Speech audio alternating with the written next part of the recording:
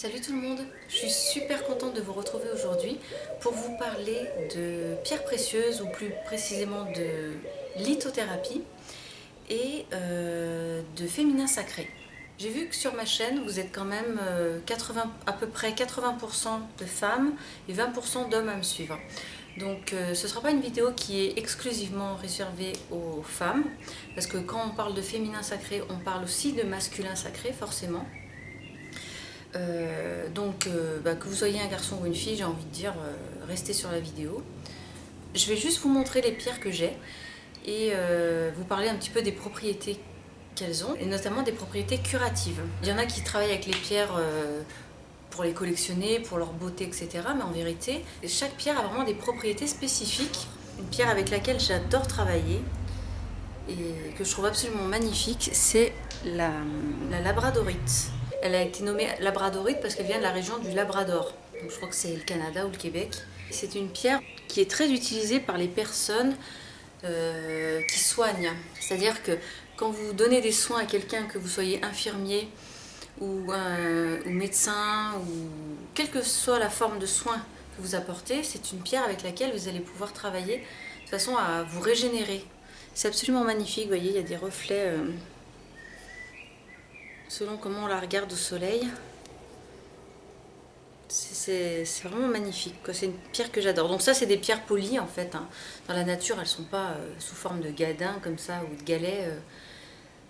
C'est des filons et ensuite les pierres sont polies. Là, celle qui vous paraît noire en fait, c'est aussi une labradorite mais qui est un peu plus foncée, mais en la tournant on voit les reflets, comment dire, on voit les reflets vert à l'intérieur, et celle-ci elle est plus foncée.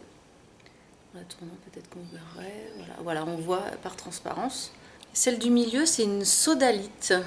La sodalite en fait c'est une pierre qui, pour vraiment arriver à travailler avec cette pierre, il faut la porter longtemps. C'est une pierre avec laquelle on peut travailler pour l'intuition, le troisième œil. Et la pierre rose c'est une rhodochrosite. On peut travailler ou méditer sur le chakra du cœur, notamment. Et pour les personnes qui sont migraineuses et qui ont des maux de tête, c'est une pierre qui peut améliorer les migraines.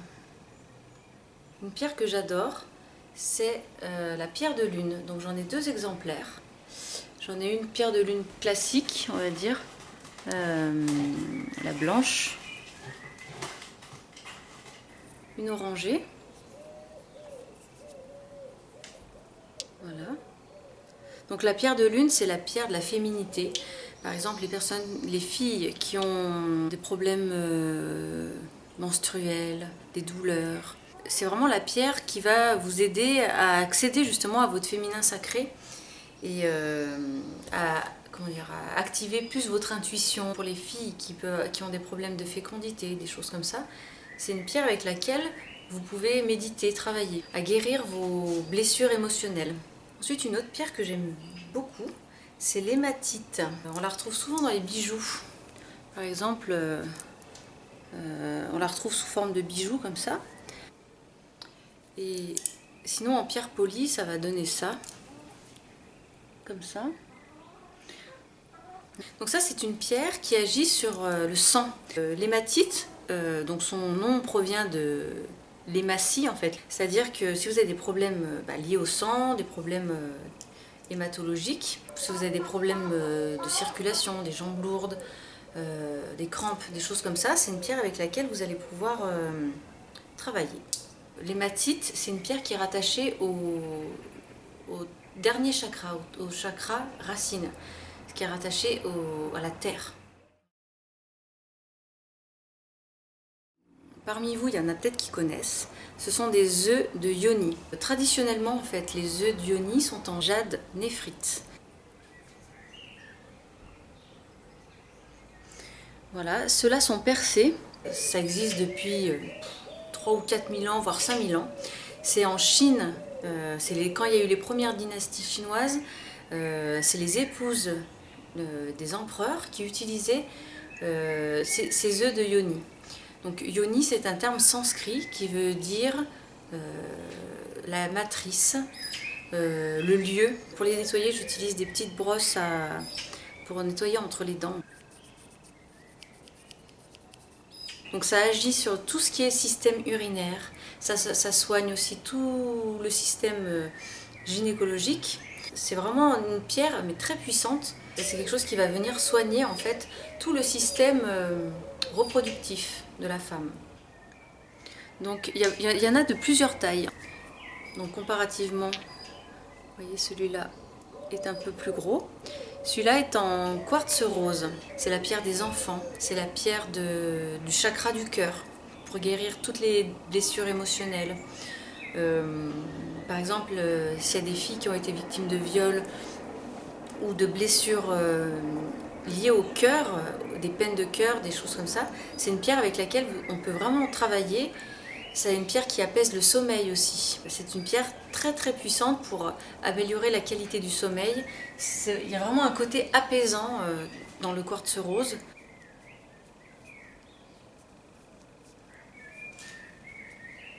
Celui-là est percé dans ce sens-là, en haut, et celui-là est percé dans le sens de la hauteur. Le trou est beaucoup plus gros. Pour le nettoyer, j'ai une petite brosse qui ressemble à un mini écouvillon. Donc, hop, voilà. Dans les œufs d'Ioni, il y a plusieurs tailles. Plus vous allez être expérimenté, plus l'œuf va être petit. Plus vous allez être débutante, plus l'œuf va être de grosse taille. Vous pouvez utiliser 2 œufs aussi en même temps, ça c'est possible. Certains sont percés parce qu'au début, il y a certaines femmes qui ont peur que l'œuf reste coincé. Nous, en Occident, c'est vrai que les femmes, elles accouchent et après, elles vont faire une rééducation du périnée de façon complètement médicale. Il faut savoir qu'il n'y a pas que le périnée, il y a plein d'autres muscles à l'intérieur qui participent à un bon fonctionnement de la yoni. Avec ces œufs, vous allez pouvoir rééduquer et muscler surtout à l'intérieur du sexe féminin. Il y a plein de muscles. À travers la pratique des œufs d'Ioni, vous allez pouvoir expérimenter une sexualité beaucoup plus épanouie, une meilleure santé, un meilleur bien-être, plus de confiance en vous.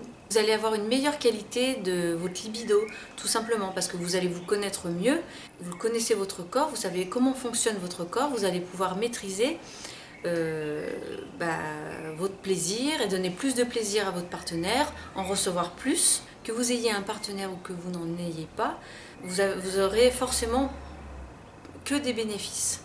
Le but de ces œufs d'Ioni, c'est de remuscler ou de muscler ou de vous faire prendre conscience que vous avez des muscles à l'intérieur de vous. Ces œufs d'Ioni, ils s'inscrivent dans une technique taoïste. Dans la barre d'infos, je vous mets des liens concernant le Tao. Ces techniques taoïstes vous permettent en fait d'entretenir une libido saine, épanouie, une meilleure santé.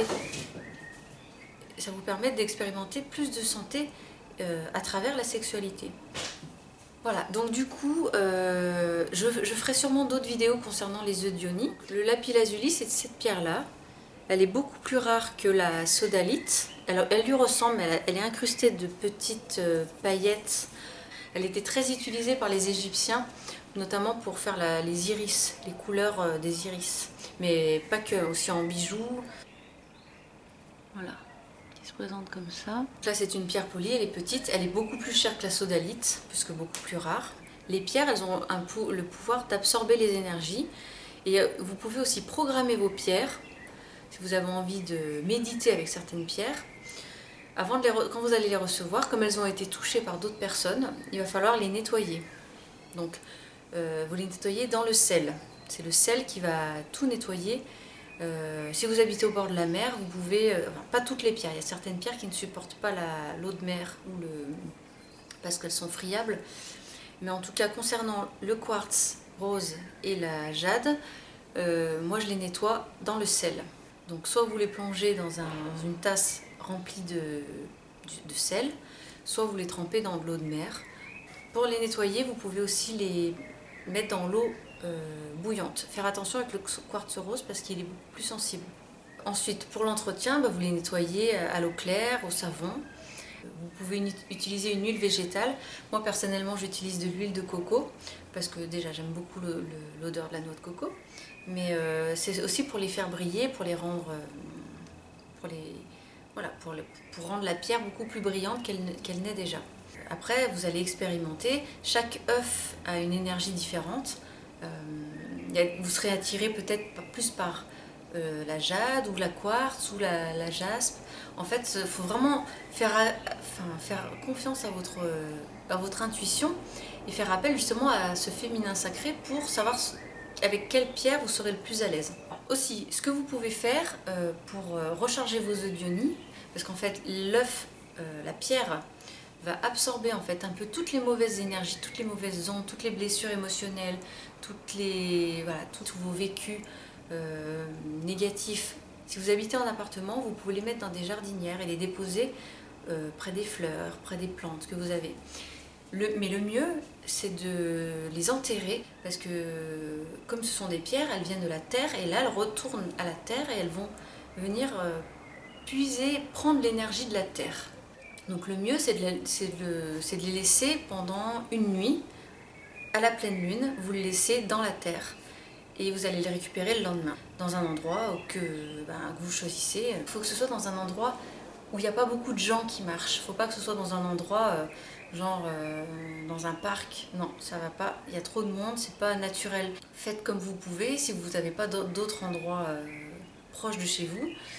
Le mieux, c'est quand même de l'enterrer dans un endroit sauvage, dans un endroit où vous savez qu'il n'y a personne qui va venir. Parce qu'il peut se passer, c'est qu'il peut y avoir un oiseau ou un renard ou des lapins qui vont venir toucher l'œuf. S'il y a votre odeur dessus, il se peut qu'il y ait des animaux qui viennent toucher. Donc si l'œuf est découvert et qu'il y a quelqu'un qui passe à ce moment-là, on risque de vous prendre votre œuf. Donc ce serait quand même dommage. Si vous êtes sûr de votre coup et que vous savez que vous allez le retrouver, vous pouvez laisser votre œuf pendant plus longtemps qu'une nuit de pleine lune. Ou alors de le laisser au soleil. Faut vraiment faire en fonction de votre ressenti également. Si vous sentez que le recharger au soleil c'est mieux, il faut le recharger au soleil. Voilà. Comme l'œuf, vous allez le charger à la lumière de la lune, vous allez être plus en harmonie avec le cycle naturel. Pour vous donner un exemple, je vais vous parler de moi. J'ai pris la pilule très tôt. Je l'ai pris pendant à peu près de l'âge de 15-16 ans jusqu'à 18 ans. Voilà, j'ai pris la pilule très peu de temps dans ma vie. Et du coup, mon cycle féminin, mon cycle menstruel, c'est complètement remis en marche de façon complètement naturelle. Donc moi, à titre personnel, je suis très contente de ne pas avoir pris toutes ces pilules pendant trop longtemps dans ma vie. Si c'était à refaire, je pense que je n'en reprendrais pas du tout. C'est pas anodin de prendre un médicament chaque jour de sa vie, pendant toute sa vie de femme.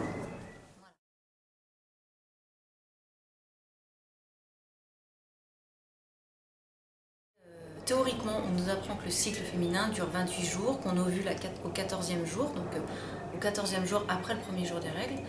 Et donc ça c'est dans la théorie, mais quand on prend la pilule, quand on a un mode de vie complètement destroy et on vit dans un monde où on est complètement pollué par des pollutions mentales, des pollutions physiques, des pollutions de toutes sortes qui font que le corps de la femme est déréglé. Déjà à cet âge-là, quand vous commencez à prendre la pilule, votre corps n'est pas, vos règles ne sont pas régulières. Donc si vous lui imposez direct déjà des pilules de façon à voilà, vous ne pourrez jamais expérimenter vraiment la nature de votre corps. Bon, c'est comme ça. Moi, il fallait prendre la pilule, c'était presque automatique. Vous allez chez le médecin, c'était le médecin généraliste en plus, le médecin généraliste il vous donne la pilule. Et puis vous êtes jeune fille, vous ne savez pas, vous faites confiance. De l'âge de 18 ans jusqu'à aujourd'hui, j'ai 35 ans maintenant, je n'ai pas pris du tout de contraception. C'est-à-dire que j'ai pu assez rapidement me rendre compte que mon cycle était basé sur la lune. J'ai mes règles au moment de la nouvelle lune, quand il y a la lune noire, quand il n'y a pas de lune. Vous savez, sur les calendriers, il y a les 4 cycles de la lune. Donc quand on voit la lune blanche, c'est la pleine lune. Et quand il n'y a pas de lune, que c'est la nouvelle lune, la lune est noire. Et bien naturellement, si vous prenez aucune contraception, vos règles seront auront lieu, alors soit pile le jour de la nouvelle lune, soit un petit peu avant, soit un petit peu après, parce que on n'est pas des robots, c'est-à-dire que ça bouge, c'est jamais, ça fluctue. Mais en général, si vous êtes bien réglé, si vous n'êtes pas trop pollué dans votre tête et dans votre vie, vous savez, si vous avez un mode de vie sain, forcément vos règles elles vont arriver chaque mois au moment de la nouvelle lune. Du coup, moi, cette vidéo, c'était vraiment pour vous inviter à prendre conscience de votre pouvoir créateur, pour essayer de vous faire prendre conscience du pouvoir et de la chance que vous avez en tant que femme de dire, voilà, j'ai la chance de pouvoir enfanter, et comme on peut enfanter, forcément, on a des règles. Et au lieu de les subir, entre guillemets, de voir de voir les règles comme quelque chose de malsain ou de vous sentir sale, parce que malheureusement dans les cultures ou dans les religions on a eu tendance à dévaloriser la période des règles.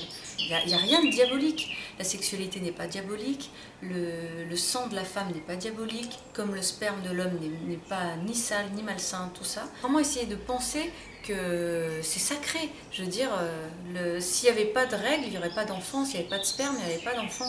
Donc la pratique de l'œuf de Yoni, ça va vraiment vous aider à vous sentir propre et sacré dans votre corps. Votre corps, c'est pas une poubelle, c'est-à-dire que ce que vous introduisez dans votre corps, que ce soit vos aliments ou autre chose, il faut considérer votre corps comme un temple.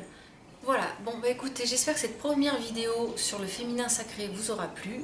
Il y a de grandes chances que je continue à faire des vidéos sur le thème du féminin et du masculin sacré, parce que l'un ne va pas sans l'autre. Dans la barre d'infos, je vous mets des liens pour aller plus loin sur ce dont je viens de vous parler. J'espère que ça vous donnera envie d'expérimenter, de travailler déjà avec les pierres, de façon méditative, essayez de voir quelle pierre vous correspond. Je vous dis à très bientôt pour une prochaine vidéo et je vous fais plein de gros bisous, prenez bien soin de vous.